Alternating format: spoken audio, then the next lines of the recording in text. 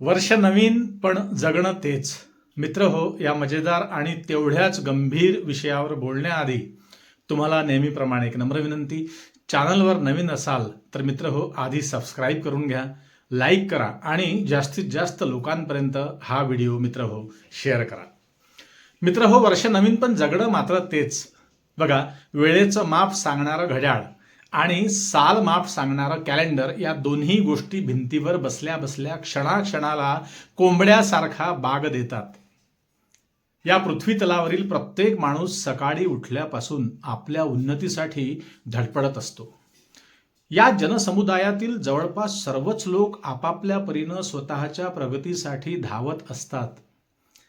परंतु मित्र हो, प्रत्येकालाच उन्नतीचा शेवटचा टप्पा गाठता येत नाही.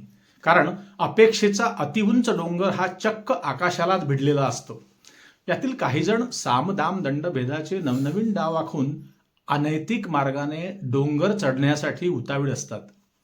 त्यांच्या अवैध मार्गात जो कुणी आडवा येईल त्या सर्वांच्या उरावर लात ठेवून बेअंदाजी पावले टाकत ते लोक पुढे पुढे जात असतात. या प्रत्येकाला पुढे जाण्यासाठी कायदा देखील आपल्या डोळ्यावर पट्टी बांधून त्याचा प्रत्येक अनैतिक मार्ग नैतिक असल्यासारखं सांगतो. आणि यातूनच समता फक्त पुस्तकात मुक्कामी असते आणि विषमता मात्र अस्तित्व घेऊन चलनात येते. आता विषमता फक्त समाजातच नाही तर प्रत्येकाच्या कुटुंबापर्यंत मित्र हो येऊन ठेपली आहे.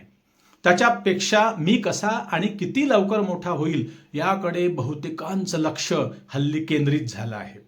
अर्थात या धावपटूंची धाव जेव्हा आर्थिक प्रगतीच्या दिशेनं वाटचाल करीत असते तेव्हा त्याच धावत्या पावलातून वैचारिकता मात्र धुळीसारखी हवेत विरून जाते. अर्थात समाजातील 80% माणसांचा आर्थिक वेग हा घड्याळीच्या फार पुढे जातो आणि वैचारिक आलेख हा जुन्या कॅलेंडरच्या पानावर पिवळा पडत जातो.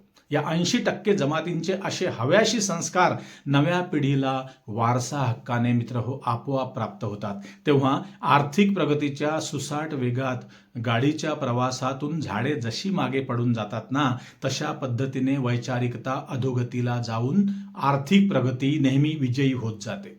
जणू असेच जगणे असते हे पुढच्या पिढीला कळते आणि आम्ही मात्र नव्या पिढीला दोष देत देत आपल्या स्वकर्मावर पांघरून टाकून ज्ञानाच्या गोष्टींचे पारायण पाखडत फिरत असतो. मग नव्या वर्षाची नवी सुरुवात कुठे आणि कुणाची होते तर ती फक्त घड्याळ आणि कॅलेंडराची होते. कालचक्राच्या प्रवासात येणारं प्रत्येक स्टेशन ही नवी ऊर्जा, नवी उमेद आणि नव्या विचारांची कास धरणारं असावं. कारण भौतिक सुख आणि आर्थिक प्रगतीला कुठेतरी मित्र हो विराम असते, परंतु वैचारिक प्रगती एका जवळून दुसऱ्याकडे निरंतर प्रवास करीत असते. म्हणूनच अलीकडे मोजक्या घरात प्रेरणादायी पूर्वजांच्या तसबिरी भिंतीवर दिसतात.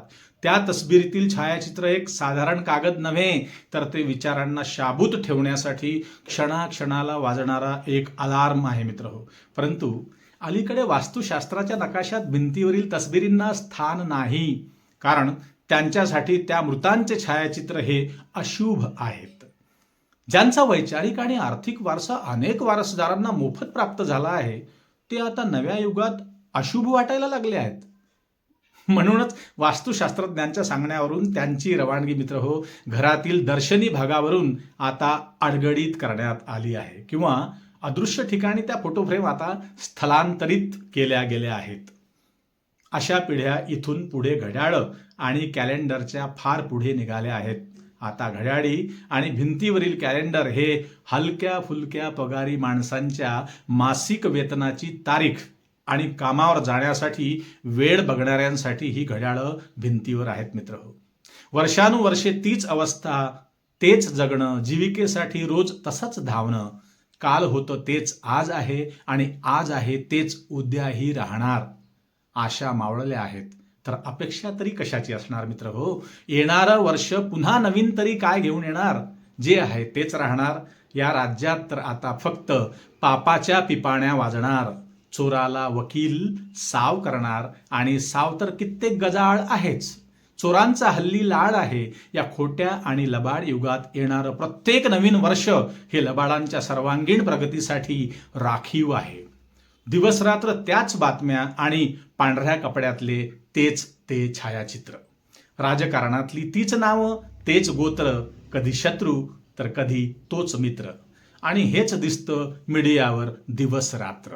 मी हिंदू, तू मुसलमान, ना सन्मान ना कुणाचा मानदान. पंतप्रधानांचे सर्कशीतल्या जोकरासारखे चित्र फिरते.